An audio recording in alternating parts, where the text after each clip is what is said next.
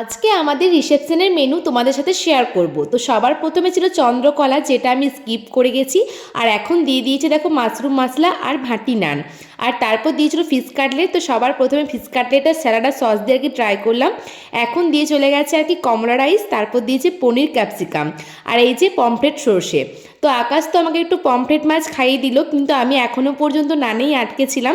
তো সে কারণে ওকে একটু নান আর পনির খাইয়ে দিলাম। আর তারপর ছিল সাদা ভাত, যেটা আমি আর কি নিইনি। তো শুধুমাত্র গরম গরম এই যে মাটন দিয়ে আমি এখন আর কি কমলা রাইসটা আর কি ট্রাই করলাম, যেটা দুর্দান্ত ছিল। আর শীতের রাতে একদম ধোয়া ওঠা মাটন দেখতেই পাচ্ছ।